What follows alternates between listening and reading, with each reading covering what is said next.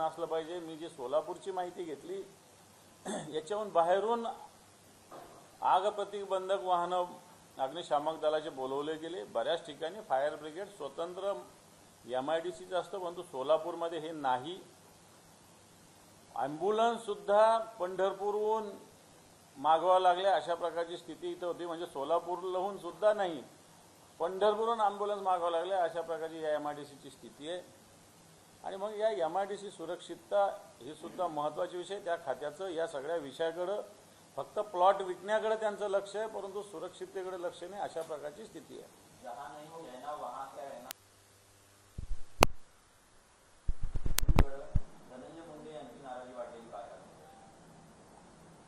हे बा, धनंजय मुंडे तर मंत्रिमंडळात येऊच शकत नाही, कारण ज्या पद्धतीनं घटना घडलेल्या आहे त्याच्यात धनंजय मुंडे असतील नसतील मला माहिती नाही, परंतु त्यांच्या जवळचे सहकारी ज्या पद्धतीनं या सगळ्या घटनेमध्ये गुंतलेले त्या पद्धतीनं धनंजय मुंडेच्या मंत्रिपदाच्या किंवा सत्तेच्या पदामुळेच या सगळ्या गोष्टी वाढलेल्या आहे। आणि त्यामुळे मला असं वाटत नाही की धनंजय मुंडे मंत्रिमंडळात परतू शकले असते।